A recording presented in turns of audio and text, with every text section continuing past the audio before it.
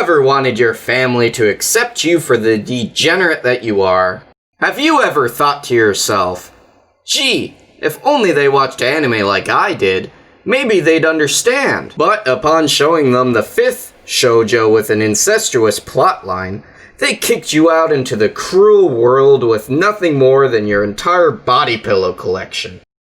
Perhaps you were even subjugated to an otaku conversion therapy camp like I was. Well, worry no more. Here's my comprehensive list of the best anime to indoctrinate all the normies you know. Number 10.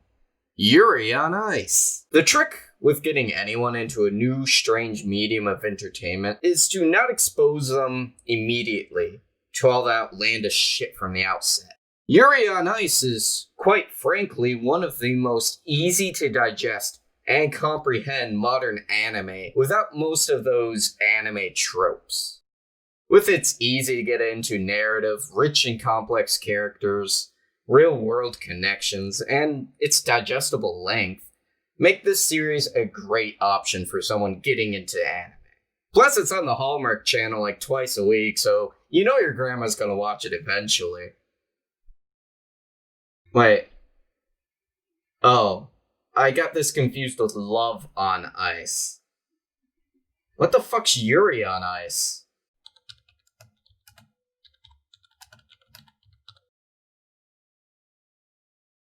Huh. What? Yuri on Ice is gay? Oh shit, normies really don't like that. What were my other options? Sailor Moon? No. Ouran High School Host Club? No. Neon Genesis Evangelion? Definitely no. Wait a second. I'm sensing a pattern here. But what does it mean? Many months later. Okay, forget everything I just told you.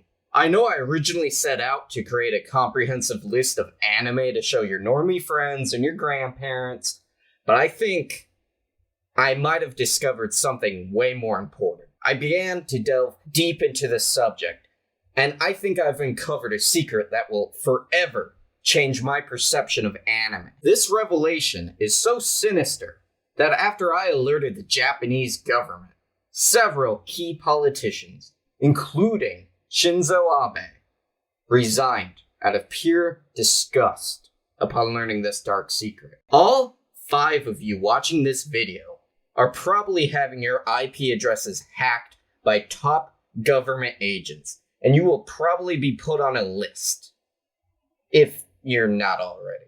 Now, I don't say this lightly, but considering I'm already a political dissident in several rogue states, including but not limited to North Korea, Libya, Iran, Syria, China, Australia, Azerbaijan, Cuba, Nicaragua, and Pennsylvania. But with this information, I might face even the wrath of my own home country.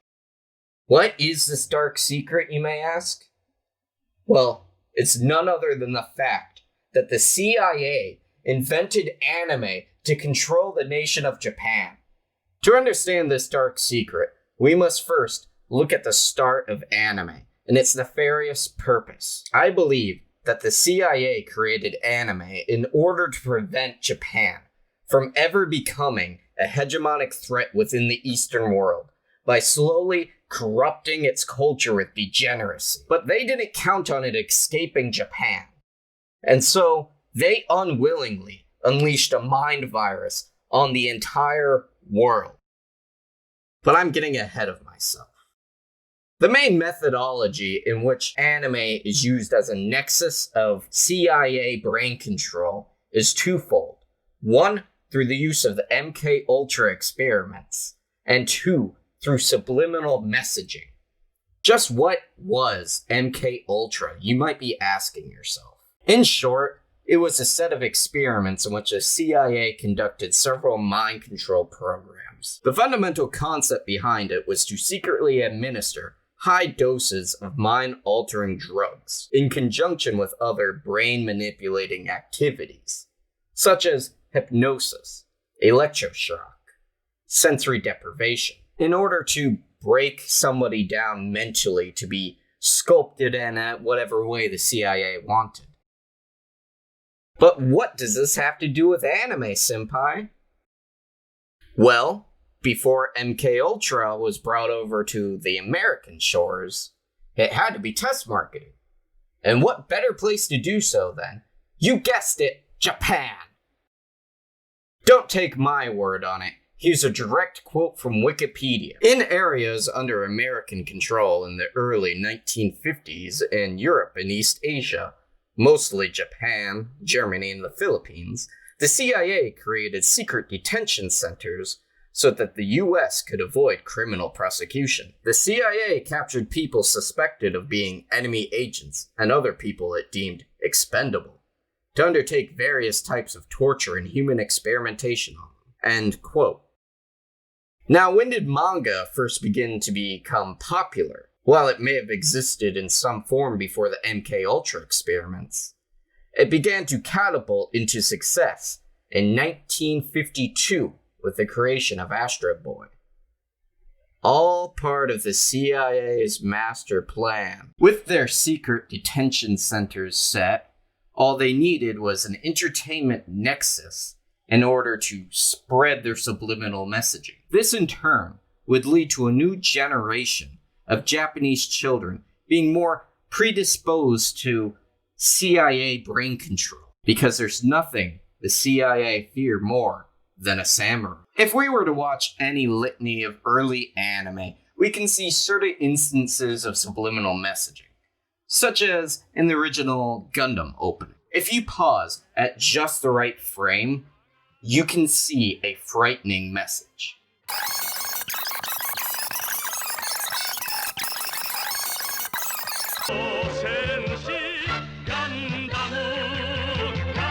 To an American viewer, this might come across as typical moon runes, but to an advanced consumer such as myself, it reads, "You must buy femboy body pillows." I know what you're thinking. What does the CIA gain from this? My answer is, what don't they gain? If you examine the theme song to Ogan Bato, you may just hear a typical catchy theme from a forgotten 60s anime. But if you listen to it in reverse, well, I think the results speak for themselves.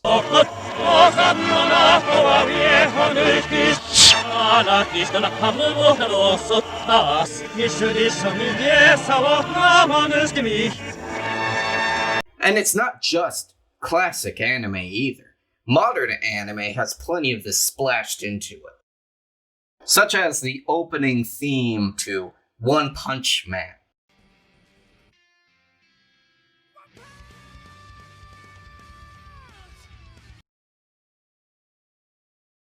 Truly horrifying stuff. If you aren't fully convinced by this point, I have more facts and logic on my side. In order to expose the truth, I have gotten into contact with Alex Jones from Infowars.com. It's great to be on your show, Simon. It's Senpai. Now, I have recently uncovered undeniable proof that the CIA created anime. Is this a topic that you're familiar with? That's right, Samson. You see, that's just how the deep state operates. It's all part of the declassified MKUltra experiments. If you look at the timeline of events, MKUltra hit the scene at the same time anime started. They invented it as a way to control the population. Huh. That's quite interesting, Alex. What usage would anime give them? Anime is used to emasculate the population of Japan, but the mind virus has landed on the shores of America and has destroyed our nation. Ever since anime came to America, we've had a steady increase of femboys. They are easier to control, and quite frankly, I think it gets these sickos off. Is there a way to combat this, Alex? I still want to watch my anime. Stop being a degenerate and start drinking your Super Male Vitality. It has anti-brainwashing technology that helps uncuck your brain from globalist Chinese propaganda. I watch about 3 episodes of anime a day while eating 10 pulled pork sandwiches, and I'm still fighting 24/7 for freedom against these intergalactic vampire demons. Wait, so Alex, You are still watching anime despite the brainwashing? I only watch good anime, and the best anime I've ever seen is Darling in the Franxx. Wow, mine as well. Who's your favorite waifu? Now, I don't know what the fuck that is, but let me tell you, I got a thing for that blue-haired broad.